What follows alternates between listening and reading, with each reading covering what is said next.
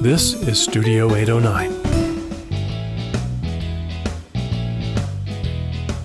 Hi, everybody. Welcome to the Outdoors Hiking Bob podcast. I am your host, Hiking Bob Falcone. You can find me on my website at hikingbob.com, which has links to my social media, my columns at the Colorado Springs Independent. It's now 6035 Media, but my columns are there. You can also find all the previous podcasts we've done, my photography website. You can find a link there where you can send me questions, comments, suggestions. We've been getting those. We get a lot of good stuff there. And also Patreon, where you can be a supporter of this podcast. And we've opened up a couple new categories at different donation levels, so for different levels of support. And we already had people sign up with those new support levels, Kevin, so that's working out really good. So it's patreon.com/hikingbob if you'd like to support this podcast. And we would love to have your support and help us pay the bills and make everything happen here. As you heard today, my co-host Kevin Wild Westendorf is with me. Hey everyone, it's Kevin Wild Westendorf here, and you can find me on all the socials, primarily Facebook and Instagram at Wild Westendorf, and my website at www.wildwestendorf.com. Cool. Kevin, it's winter here. It's feeling like winter from years ago. We've actually had like cold weather and snow, and trust me, I'm not complaining. I like winter. It's especially the winter we're having, where not only is it cold, it hasn't been like super frigid. There was that couple of days we had below, it was like 10 below back in early December. Fortunately, I was not here at the time. I was in much warmer weather. Actually, it was late December. It was right around Christmas, if I remember right. Yes, because it happened, I think the 22nd and the 23rd. Right. But then on Christmas Eve and Christmas Day, the weather was beautiful. Yeah. And so we're getting the cold weather. And, I've realized the way to approach cold weather is, and people complain it's cold, and I get it, and if you've lived here any number of years, you know how to layer, and you've probably accumulated a piece of clothing here and a piece of clothing there, and you have all your stuff, and I've got a pile of stuff that, depending on the weather, I pick this jacket and this underlayer or something like that. But I've realized now that for me, it's just become a battle with Mother Nature. Who's going to win this? Am I going to be warm or am I going to be cold? Is Mother Nature going to beat me? Well, we all know Mother Nature eventually wins. I've always said that, but it's kind of cool. For example, over the weekend, Cole and I went up to Staunton State Park, and it's one of my favorite state parks. It's a shame. The bad part about that state park is it's a 2-hour drive each way to get there. So Cole and I, for context, we drove 2 hours each way. We hiked for an hour and 40 minutes. So I was like, there's something wrong with this. Now, to be fair, it was winter. Going is a little tougher, especially for Cole. When we've gone up there in the summer, you have more daylight hours. We'll drive 2 hours each way, but we'll hike 8, 9, 10 miles or something like that. Yeah. It's a very big state park and a lot of long trails. But in any case, it was fun. We went out there. I had the appropriate clothing, and I was actually pretty toasty the whole time. Actually, a little too toasty. It was a little sweaty by the time we got back. But so I've looked at it now that when I go out in this kind of weather, it's just I'm battling Mother Nature. Mother Nature's going to try to make me cold, and I'm going to bet that I can stay warm. So if you look at it that way, you can learn to appreciate the cold weather, and it is much prettier with the snow on the ground. And we went up to Staunton. There was heavy winds over the weekend down here on the Front Range, and definitely didn't want to be out in the wind because it was cold and windy. It's not a good combination. But we drove up into the mountains where Staunton is, and that sits at about 800 feet. Oh, okay. So a couple thousand feet above here, no wind. So we got up there, it was 25 degrees. There was no wind, light snow falling. That is beautiful weather. I mean, it's just gorgeous. It's quiet. You can almost hear the snow hitting the trees. Oh, and stuff I love that. Yeah, it's just absolutely beautiful. It was a great day. We only hiked about 4 miles. I think it was like right at 4.03 or something like that. And, and the trail, the loop I did, the first 1.75 miles is a lot of uphill. Even in the summer when it's dry, it's a hard hike up there. And then you hit the top, and then you hit a fork, and we went right. And that's only about a 1/2 mile from there down to the next trail. But I want to do that one counterclockwise, come up that 1/2 mile, because that 1/2 mile is a lot of long switchbacks instead of just being pretty straight uphill. Maybe next time I'll do that. Might be a little easier. views are nice. Took some nice pictures. Had a good time. Cole got to play in the snow, and it was great weather. So it's kind of fun to have a winter that's actually a winter. Yeah, I've had to go dig up some old clothes. I haven't worn it a couple of years, but it's nice to have that weather. I like winter enough. I'm just very averse to the cold. I know how to dress in it to where I'm comfortable, but I just don't like how much preparation I've got to do every time I go outside. I really enjoy it in the summer where I slap my boots on, a pair of shorts and a t-shirt, and I'm ready to go. And of course I still bring like a rain jacket and stuff like that. Sure. But I just don't have to think like, okay, I got to wear an undershirt, and I got to wear a long sleeve shirt, and then I got to wear a button up shirt, and then a jacket, and then a rain jacket in case it starts snowing. And I got to make sure I got my wool socks on. And I'm being a baby about it. And where did I put those insulated boots I haven't worn in a year? Yeah. They're here someplace, yeah. Because I prefer to wear the insulated waterproof boots in the winter. And then I wear the regular type of boots. What's the word for that? The Gore-Tex. No, it's just the boots that are not waterproof. Yeah, okay, just regular plain old. Boots. Because I prefer to wear those in the summertime because they're much lighter. Sometimes if they get wet and it's a hot day, they dry up real fast, especially if you bring a second set of socks. And like I said, I'm being a baby about it. I think it's because I'm from Vegas, so I'm just like I grew up in that heat, right. And but I do love hiking in the snow when it's like that powdery thick snow. And some of my favorite memories of hiking have taken place when I'm hiking and it's snowing really hard. Yep. Because it's beautiful. It's so quiet. I mean, you could hear a pin drop out there, and the landscape looks just so different too. One of my favorite hikes I did was up on section 16, which is still closed at the current time. But I got there, and this was a few days after my Grand Canyon hike, so it was the complete opposite of what I hiked there in terms of weather. But yeah, I got there. There was snow on the ground. I started to hike, got about halfway up, and it was just these big, thick flakes for the entire hike down.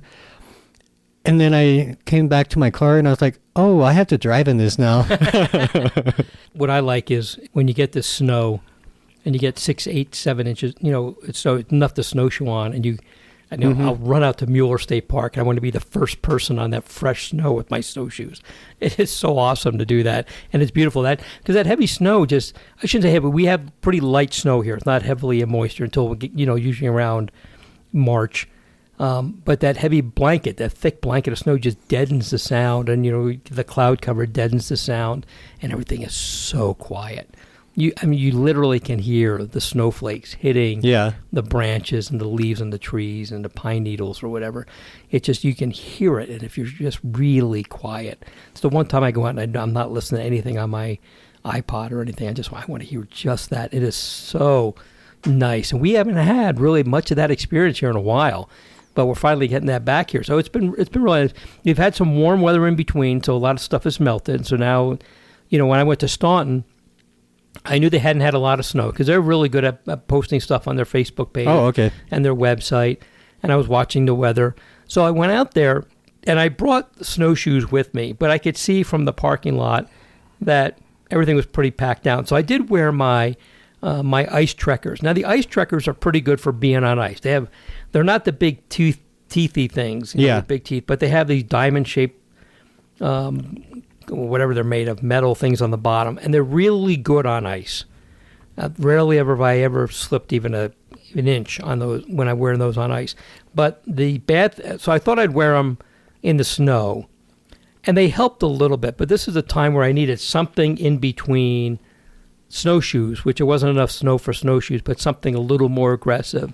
Yeah. Than these ice trekkers. So I'm thinking about getting a pair of Catulas, which actually have teeth on them. I think there may be a half inch or something like that. This is a day where they would have been helpful to have something a little more aggressive than the ice trekkers, but not as big as a pair of snowshoes, which would have just gotten in the way. There there's not enough snow to float on. It was all packed. So something in between would have been a good thing. So I'm looking at it. They're not cheap, Howard. They're about $80 for a pair. So I think that's the pair that I've got with the teeth, and I've actually hiked up, like not straight up a waterfall that was a frozen, but I was able to hike up the base of it. Yeah, and it was really, really cool. But like I had complete traction, no slipping or anything, because the teeth actually goes into the ice. right. Yeah, the ice trekkers aren't that aggressive. They're like if you're walking on a sidewalk or walking on a relatively flat trail or someplace, nothing too aggressive. So I need to get something in between the snowshoes and these ice trekkers, and get the Catools. But I'm gonna have to hunt around, see if I can find a used pair or something like that. And of course, you look at Amazon; they've got the knockoffs, and you could immediately just look at the picture, see, well, this is why these are $80 and these are $20. Yeah. The difference between the last one hike. yeah, well, the difference between welded chains and just, chains. The welding makes all the difference in the world. It keeps it from coming undone. But in any case, I think I'm just going to look at this as a battle between me and Mother Nature. Mother Nature wants to make me cold and miserable, and I'm going to bet I've got enough gear to not be cold and miserable. Well, the worst is when I started hiking in the morning and it's much, much colder. Then a couple hours later, like usually around 10 or 11 is when it really starts to warm up. So it'll go from 20 degrees to 40 and stuff. And then I'm just like, oh, I have too many layers on. So then I've got to stop and I got to put like a couple of the layers back in my backpack. And then when I'm going back downhill, I get cold again because it's not as much of a workout. Then I got to stop and I got to put the layers back on. And Yep, that's Mother Nature messing with you. Saturday I did Staunton State Park. Sunday I was at Cheyenne Mountain State Park doing a trail and bass. I did a real short hike there. It wasn't even 3 miles. But it was funny because I was working pretty quickly. We hadn't had any snow down here in a while, so the trails had a little bit of snow. The mud has since pretty much dried up, so it was pretty easy going. So I was moving pretty quickly. I made sure not to overdress for it because I knew I was going to be moving pretty quickly, worked up a sweat. But the funny part was I get back to the Jeep, and I'm looking and I'm thinking, it might have a good sunset. So maybe I'm going to hang out here. Maybe I'll get some pictures of the sunset. And I'm watching, just sitting in the Jeep listening to the radio. And I get out of the car, get out of the Jeep, and get something. And all that sweat I had when I got out, it was pretty chilly. Yeah. I got cold. And I'm like, I don't care if it's the picture of the year, but I am too cold, only because of all that moisture. And I wear wicking clothes. We talked about wearing wicking clothes next to your body to pull that moisture off. But it was just still, everything was so wet from sweating that I was really frigid. I even put on my big parka, and I was really frigid. So you've got to be careful with, the warm and cold cycles you go through while you're out there. And if you think you're going to be staying still for a while, then you got to just be careful. When I was in the Air Force, and I was stationed up in South Dakota, and we worked out in the middle of nowhere. We're on nuclear missile sites out there. And they gave us really good cold weather gear. Yeah. Especially the boots they gave us, called them bunny boots, these big, heavy white boots. But boy, your feet would stay warm in those. But they always warned us, when you come inside, take them off right away. Because if you wear them inside, your feet are going to sweat. And then when you go outside, it doesn't matter what you got, your feet are going to freeze.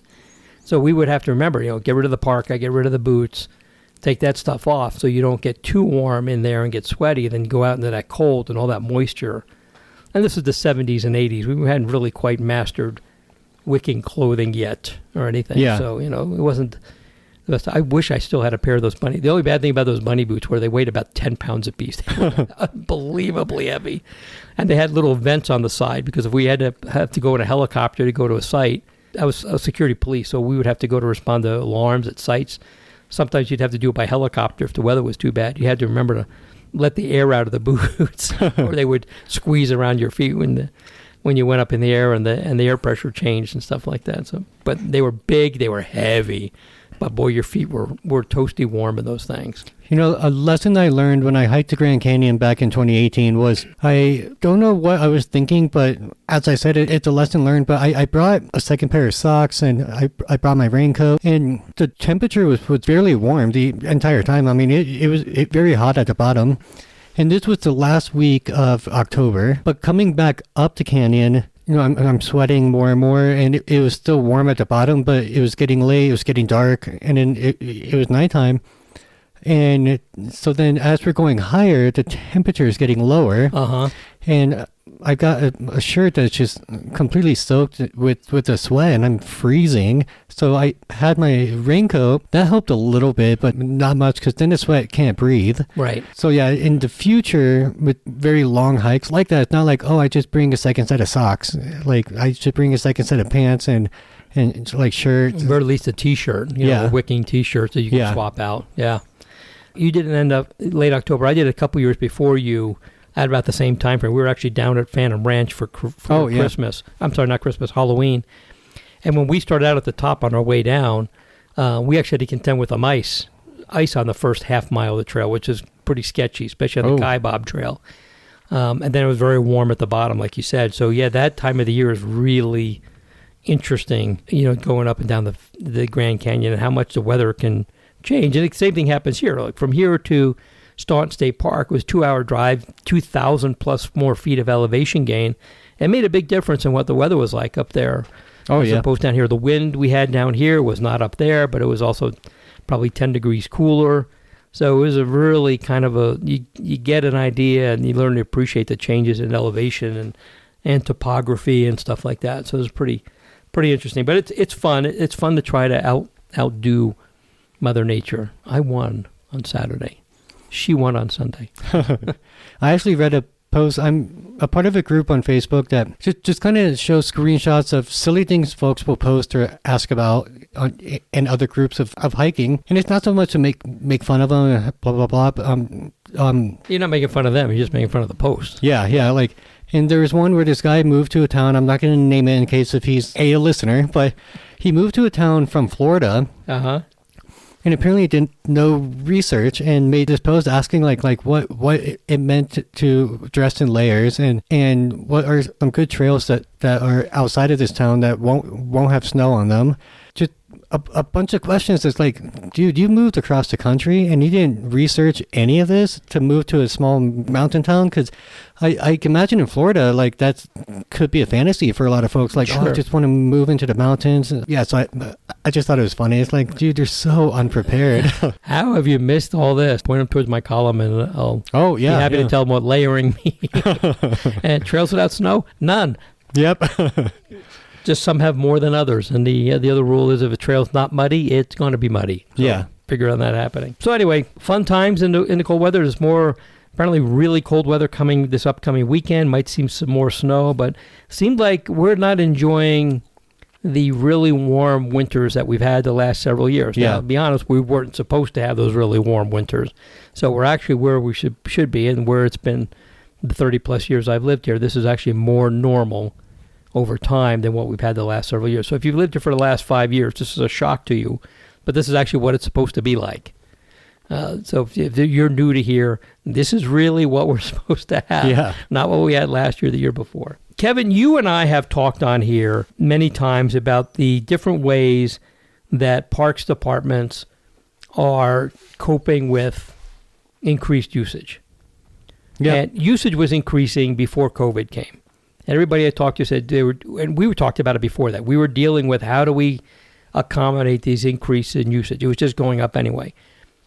When I've mentioned to land managers, park managers, said I think we probably got accelerated by 5 or 6 or so years with COVID. We were actually where we were supposed to be 5 or 6 years from now. Everything got moved up. And they seem to think that that's a probably fair estimate.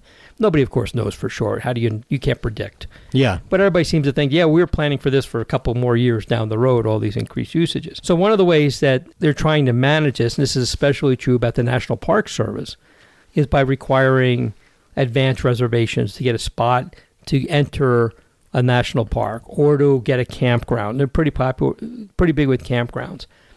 And sometimes you have to be able to plan 2 months or more down the road, which can be difficult for a lot of people. And you and I have talked about that. If you're a family and you try to make ends meet, and since it started, inflation has hit everything really hard.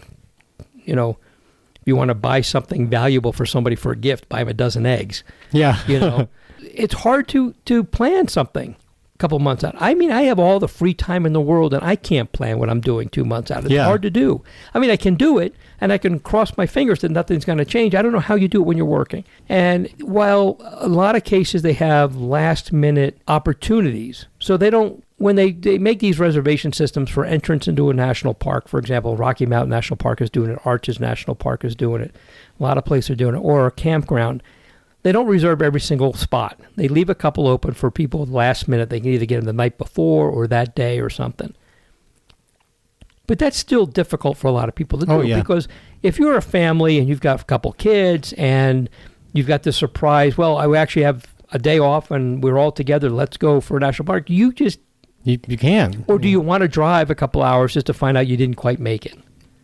And I've argued, and you have argued, and I've had this discussion with a lot of people who agree that these systems are biased against working families, especially when they're families that are working a couple of different jobs. Yeah. That a lot of people have to do to make ends meet. They're just biased against them. If you're well off and you're retired and you have a lot of time, you can make these reservations and do that.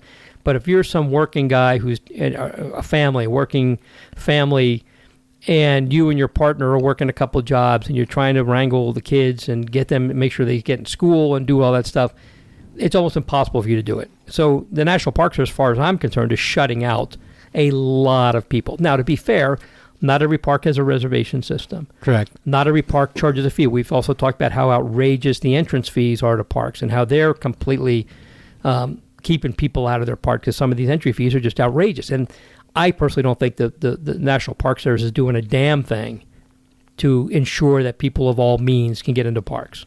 I don't think they're doing it at all. Their answer to everything is raise the fees and require more reservations, which just shuts out more and more people. And you and I have had this discussion, and I've had discussion with a lot of people from the federal agencies and state agencies and city and county agencies. And to their credit, a lot of these people are like, we are never going to institute that unless we absolutely have to, because we just recognize how unfair it is. The state of Colorado is, with their state park service system, has actually an accessibility and equality and equity, I shouldn't say equality, an equity program to get more people who normally get shut out of these places, to get them out there. And they're taking steps in a positive direction.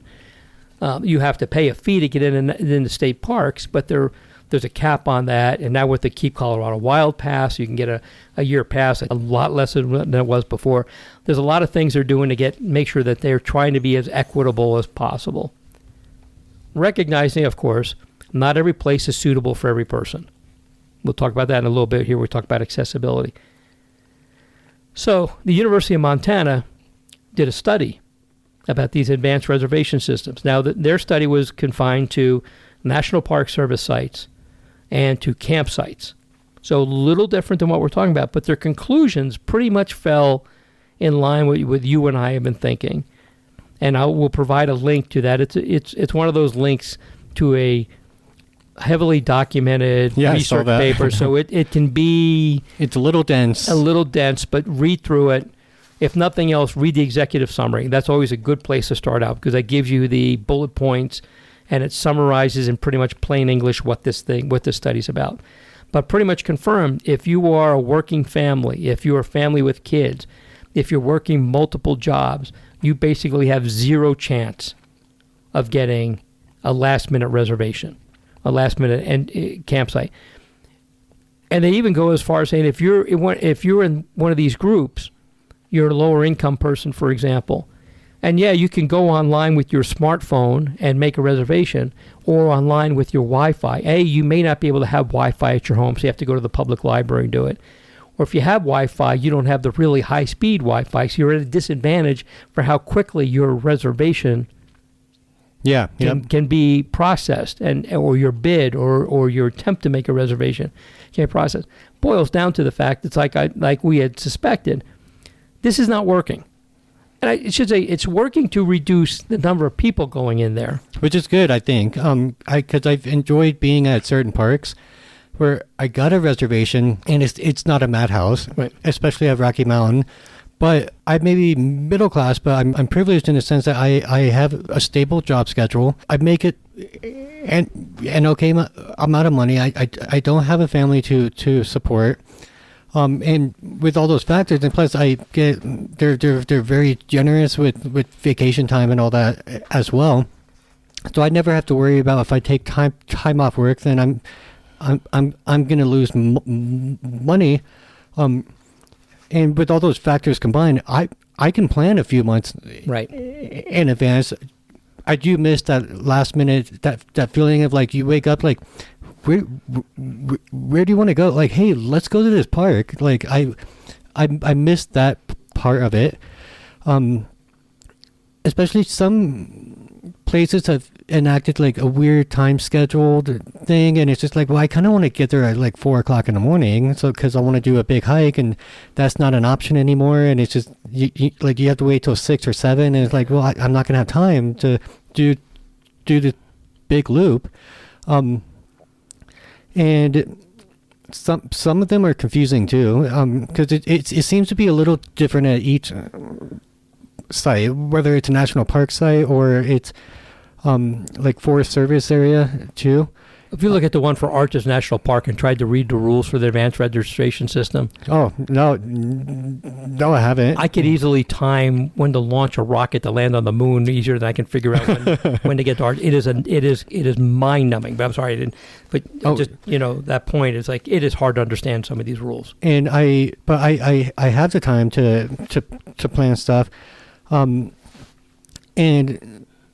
I make a decent amount of money, so if my car breaks down, it's not going to be like, well, I've got to cancel this trip. Where I can imagine if you're a low income family and you've somehow guarantee a week off 2 months from now, and you get a reservation, and like you prepare for a family trip, but you're scraping by. There's just like the one trip of the year, and then like a week or two before the trip, your car breaks down or something. Like just anything can happen where folks like us, like car breaks down, like, okay, just get into the shop, fine. It's annoying, but it'll hurt a little bit, but it's not going to ruin your week. Yeah. Yep. Exactly. Yeah. And that's the thing. We've taken, and I've written about this too, we've taken the spontaneity out of it. Now, I don't have the answers to how to accommodate the crowd. Now, I did read that, for example, Rocky Mountain National Park has still instituted their reservation system for 2023, but if you look at the number of people going there, it's not that high anymore. It is lower than it was before the pandemic. So the question is now coming up, why are they keeping doing it? Why do they keep doing this reservation system? And it's almost that inertia you get with governmental agencies. We've been doing it this way for so long that trying to stop something, no matter how bad an idea it is pretty difficult. So I don't know what they're going to do for 2024, but there's got to be a better way to do it. I will admit, and I usually say don't complain about something unless you have an answer. I'll admit this is the one time I don't really have an answer, but I also don't think the National Park Service is trying. The easy answer for some of these government agencies is just to make it harder for people. We're going to make fee to get in high, so that'll turn people away. Mm-hmm. We're going to put this reservation system in that you got to know what you're doing 6 weeks ahead of time. Who knows that? So that we can make it difficult for people to get in here. It's almost like the system is designed not really to manage people, just to make it so difficult that since people just won't come. Yeah. That's a rotten way to do business. Exactly. Now, in some cases, you have to do things because your impact on the community is tough. For example, we've talked about how El Dorado Canyon State Park had to put in a timed entry system for that park because, and only because, the little town next to it, right at the entrance, is a tiny, tiny town with this little 2-lane road, and El Dorado Canyon has very limited parking. If you've ever been in there, it's a narrow road through a narrow canyon with very little places to park.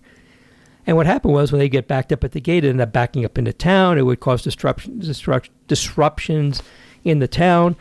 So what they've done there is they had to do it not so much to manage their system, but to be good neighbors to the town next to them. And they were really tight on when they did it. It was only on a few days, a few months out of the year, on mostly weekend days. That's right, yeah. So that it wasn't affecting everybody all the time. You still had other options to go there. They weren't just going to say, from now till then, we're going to just, from May to October, you're going to have a reservation. It was like May to October on Friday, Saturday, and Sunday, you'd need a reservation.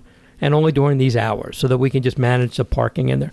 I thought that was a more reasonable thing. And I know that CPW did not want to do that, but they were trying to be good neighbors to Eldorado Springs, I think it is, that just try to be good neighbors to them. Well, that's acceptable. Yeah, yeah. I can buy into it. They're trying to be a good neighbor, but it's just, they're the only state park that does it. Now, you need a reservation to use a campsite at a Colorado State Park, but their new system, you can do it all online, and you could pull up in front of a state park, pull up their app, and see right then and there, oh, there's a campsite available. Boom, reserve it right there while you're at the entrance. Go in and get your campsite.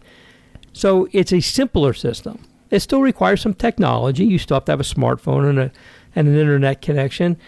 That kind of disadvantages some people, but I think pretty much almost everybody now has some kind of service on their cell phone, but you're not competing against anybody. If they either have an open site or they don't. It's not like, well, I got to beat the guy next to me who's got a 5G connection. His is faster than mine, type of a thing. So I think that's a better way to go. I really hope that we have some change at the National Park Service, that they realize that they're just shutting out so many people. And let's not forget, the national parks are funded by tax money besides their entry fees. These are people who are paying taxes and should be able to go to these popular national parks like Rocky Mountain, like Arches, like places like that, Zion. They should be able to get in there. They're paying their taxes. They still have to pay the entry fees, but they've got to find a better way to do it. But this study from the University of Montana pretty much says, yeah, you're pretty much screwing a lot of people who are just not at an advantageous state as other people are. And that's just not fair. And I agree with them. It's just not fair. And you mentioned earlier how a lot of these parks are reporting that attendance is lower now, which makes sense because I figure when everything was shut down, so many people were gonna, hey, let's check out the outside and stuff. And I kind of figure once everything opened up again, it would be two things. People would go back to their normal hobbies that they were shut out of, and then there's be that group of people who checked out hiking and stuff and just like, okay, it's not my thing too. And I know that's the thing that happens because once in a while I'll see a brand new expensive pair of hiking boots at the thrift store, and just like I know someone went gung-ho in 2020 and then bought a pair of boots, hiked them once, and it's like, nope, not for me. Well, the other part of that, too, is COVID didn't also drive up numbers because it was the only place you can go because it was outdoors. But a lot of people weren't working, so they had to have something to do. Yeah, people are going back to work. Unemployment is down for the most part. People are going back to work, and maybe, since more things have opened up, since we pretty much got past COVID now, that they can go back to doing their other, like you were saying, go back to doing their other recreation.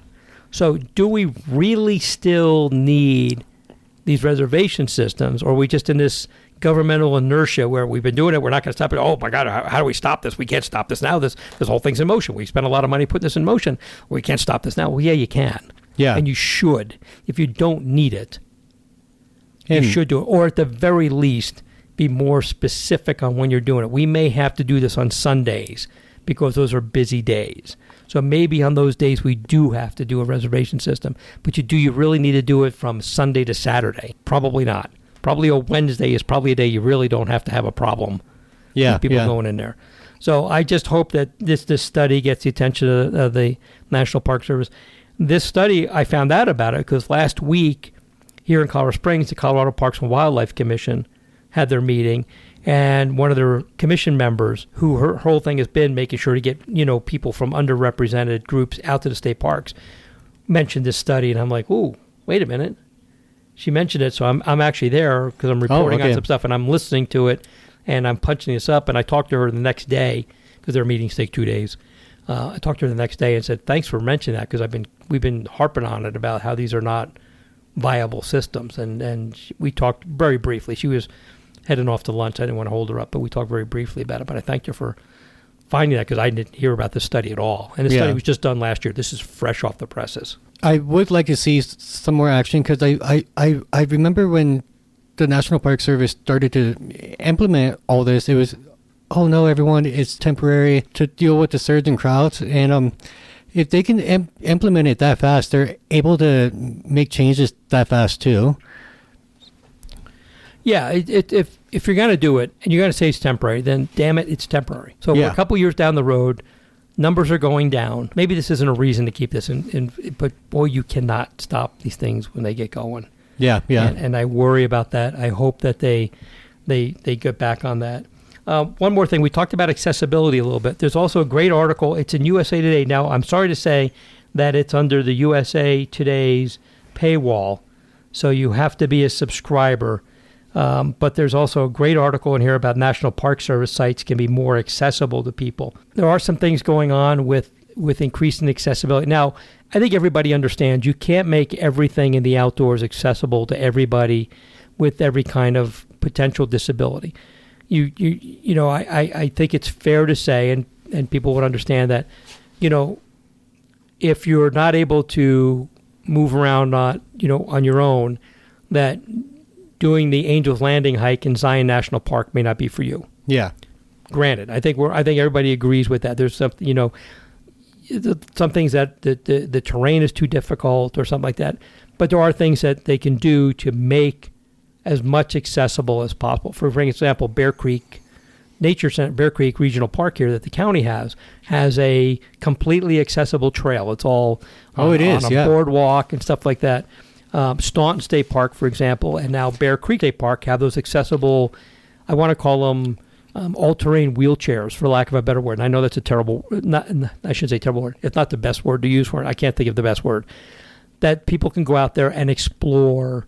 That's really cool. The outdoors. And they get some on. Now, can they go on all the trails? No, they're not going to go up in Lion's Head with that. But they can go out and get to enjoy a lot more of the outdoors than people that they may not normally be able to without this. In some places, again, at Staunton, they have a couple of trails there that are wide and smooth and not a lot of grade, so that pretty much anybody, with any mobility issues in some manner can get out there on those trails. So there's a great article in here. Like I said, unfortunately, it's USA Today. It's behind a paywall. If you're a subscriber, you can get to it. If I can figure out a way to link to it without getting them all mad at me for linking to it, I'll try and include it in the show notes. But I think you can get trial subscriptions. But it wouldn't hurt to read this about how they can make these more accessible. I think we need it behooves ourselves to do what we can to make as many trails as possible accessible to anybody who can go out there. I know there's some other places here in the Pikes Peak region looking at these chairs that get people out there. Some of them are really pretty impressive, like tank treads on them. They can crawl up and over stuff. They have to be supervised with their use, that somebody goes out there with them, so if they get in any trouble, they can help people out. Typically, they don't charge for it. They charge a very nominal fee to use one of these things. I think we should see more of those out there, and I've been pushing for them in a couple of different venues that I'm associated with. Like, we should look into buying one of these. I had no idea what they cost. If you told me one of these things was $50,000, I would have believed you. It's probably more. No, actually, they're a lot less. Oh, okay. They're like in the $18,000 to $20,000. Not cheap by any stretch of the imagination. But like I said, if you told me they were $50,000 a piece, I'd say, okay, they're actually a lot cheaper than that, but still expensive. There's a lot of maintenance that goes on. You have to have a place to put them and charge them and stuff like that. But I think if you're committed to getting people out there, then you make the commitment to, when you're planning a new park, to have some kind of trails that they can be accessible to everybody. Understanding you can't go you may not be able to get everybody to go everywhere, but that's the same for people who have no mobility issues. There's some places that are just too hard for you to do. You're not in the shape, or you don't have the agility to go everywhere. So you can't make everything accessible to everybody. If we did that, we would have an escalator on the incline to go up and a zip line to come down or something. Yeah. So recognizing that, but you should be able to make as many places as possible accessible to as many people as you can, so that everybody gets some kind of outdoor experience. if that makes sense. And I think we're seeing a push toward that. This is a great article about what the National Park Service do. Again, I think the National Park Service, and I love their national parks. I really do. But sometimes they are so tone deaf Yeah. to their users. Forest and Fossil Belt National Monument, our nearest National Park Service site here, has a fully accessible trail that people can go on and see some of the petrified artifacts that are there. So even they, in a tiny little National Park Service site, have figured out how to do it. There are ways to do it, and it's incumbent on park managers, planners, trail builders to make what they can accessible to as many people as possible. And I'm glad to see movement in that direction. Same here, because like you said, it'd be impossible to make every single trail accessible, and that would also like cause significant scarring to the land and damage. Like imagine if we built a nice wide flat trail up to Muskoka, that would be incredibly expensive. Probably impossible to do with the lack of funding and all that stuff. But and even topography works against you. You just can't do it. It's too steep to get up there. Right. And if you did do it, then you like I said, you just have a massive scar all the way up there because you just have to dig into solid rock for a chunk of it. But I think a lot of these parks have a lot of opportunities to build trails. And I feel like a good chunk of the trails in Cheyenne Mountain State Park are probably very, very accessible, because there's the few trails that I've been on that are very wide and very flat, not a whole lot of grade. And yeah, like the Sundance Trail at Cheyenne Mountain is a big circle of a trail. Most of it's pretty wide, a little bit of elevation gain on the south end of it, not terrible. And then you can come down the Talon Trail, which is a big wide trail that goes right through the middle of that. And that's pretty accessible. The Zook Trail is not difficult, but a little rocky in some places. There are a lot of places you can do with a little bit of work.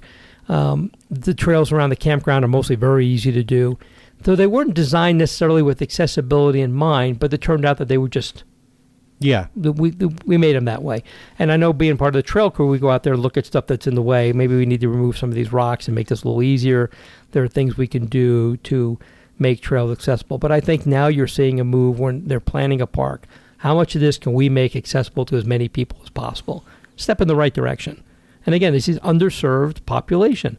Just because you have some mobility issues doesn't mean you don't enjoy the outdoors and want to hear the birds and see the wildlife and experience the wildflowers. It's being outside. So you need to make that happen. I think you're seeing more of that going on. Again, I hate to say governmental inertia with the National Park Service. Just it's difficult to get them to make changes. But I think they're even working on it.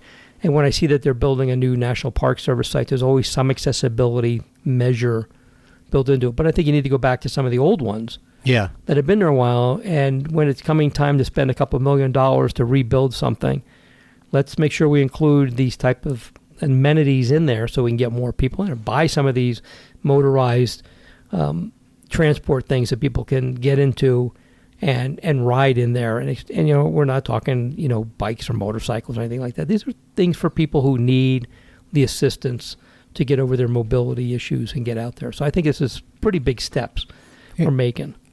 And it actually, I was just reminded about a couple of videos I've seen of manufacturers of e-bikes have released special types of e-bikes for those who are paralyzed or just can't walk, and they're definitely a lot more expensive because there's a lot more power to them to get up the mountain biking trails and stuff. And apparently they're really popular because you don't need to be on a really wide trail that would fit a wheelchair, right? A traditional one.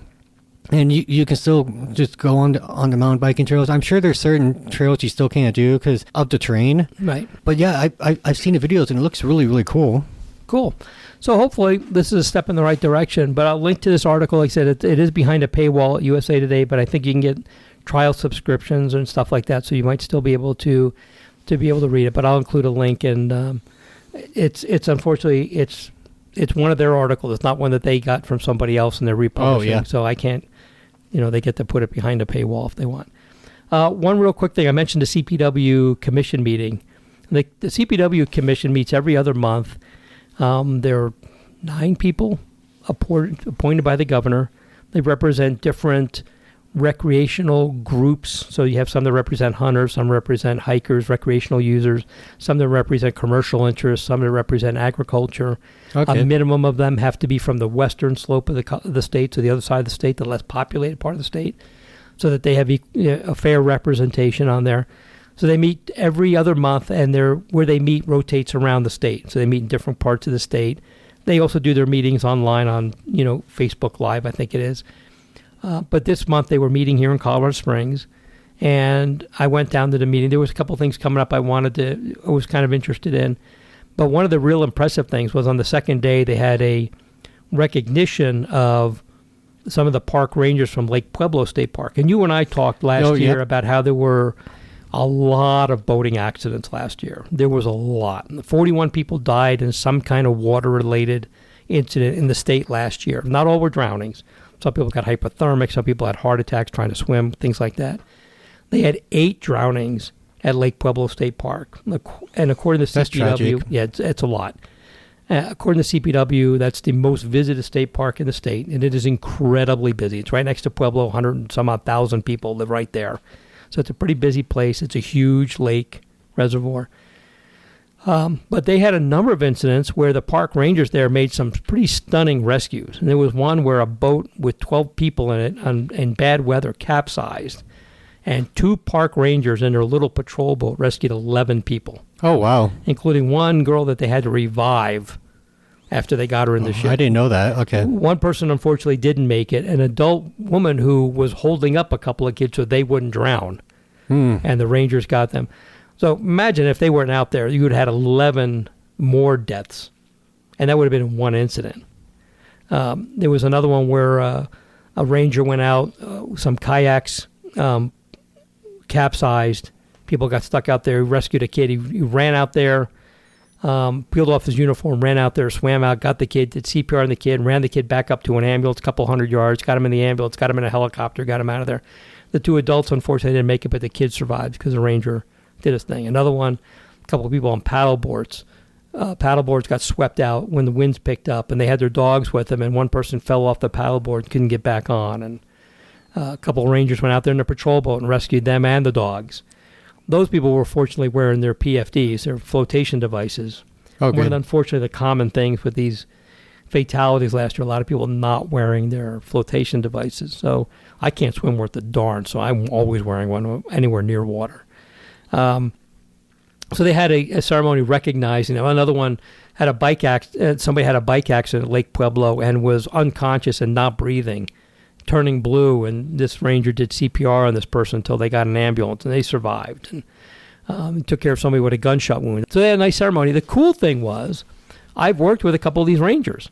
Oh, okay. One of them was working up here at Cheyenne Mountain where I volunteer, and he transferred down to Lake Pueblo, and we made pretty stunning rescue. And then another one was down there, and she made some rescues, and then she came up here, and I work with her now at Cheyenne Mountain. So it's kind of neat to be personally acquainted with, and they're very modest people. I had no idea that they had been involved in these things, but sure enough, they were, and they're very modest about it, and very humbled by it. But it's good to be working with people who have that kind of. One of them was a seasonal ranger, so not a permanent employee, and not one of the ones I know, but one of the rangers who made these rescues was just a seasonal employee. So they're only working there for a couple of months and not making nearly the money that the full-time rangers are. Still going out there risking their necks to rescue people who end up in bad situations. And, I was a firefighter all my life. I did it for almost 40 years.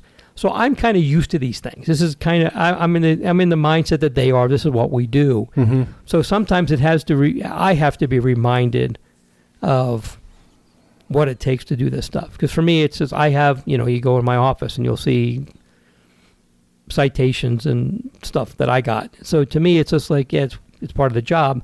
But sometimes I have to remind myself to remind people who this is not what they've done all their lives. This is not the work they're in. This is what happens out there with these park rangers. So very impressed by that, and very humbling to be in their company and to actually work with some of them and appreciate that these are people that I work with. We're heroes and done really incredible stuff. Yeah, that's great. And I'm glad they got the recognition that they deserve. And the being modest part can be a little frustrating at times because it's like, no, you guys are heroes. Accept it. Yeah. And they're like, oh, shucks, no, and stuff.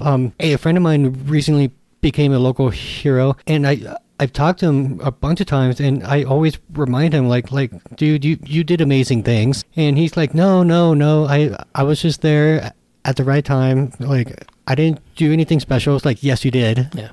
So, yeah, it's frustrating, but it's also like, I get it, too. Yeah. These rangers, what they did to rescue these people in these boating accidents and bike accidents, and they're out there. And you know what? They're out there today. And if you didn't know who they were, you would have no idea that this is what they did. But this is what they did. Yep. And I wrote my column this past week about that and recognized them and just summarized, what the different things were. They go back and read it. I'll have a link to it in my column in this, if I remember, in the show notes. If not, if you subscribe to my newsletter, it was in last week's newsletter. Oh, okay. And everything was in there. So just wanted to comment on that. I'm proud to work with some of those people and very impressed by the work they do. Cool. Kevin, I don't have anything else. You got anything else? No, I think I'm good. You got any hikes coming up? Well, we talked earlier. You got one coming up with work coming up, and yeah. So my dream has come true. I'm getting paid to do a hike. No, we're my team at work. We are taking a week to do a bunch of team building and stuff. So our normal operations are not active at the moment, but to kind of take a break from like all the meetings, just sitting down, we're gonna do a hike in Aiken Canyon Preserve on Thursday, and I'm really, really excited. Cool. Yeah, I think it'll be fun. And Aiken Canyon is a beautiful little spot. Yeah. It's a really nice little place, so you'll enjoy it out there. Shouldn't be a lot of snow, and usually the wildlife out there is pretty interesting, so it should be fun. Good. Well, I think, Kevin, with that, we'll say goodbye to everybody. We'll talk to you later. All right, everybody, thanks for listening to the Outdoors Hiking Bob podcast. Before you go, did you know you can rate and review our Studio 809 podcasts? That will help us, because our egos really need to have thousands and thousands of listeners. But that helps our wonderful sponsors reach more ears too. And we do love our sponsors. So just go to Studio 809 or any individual 809 podcast in your iTunes or podcast app and click on ratings and reviews. Thanks.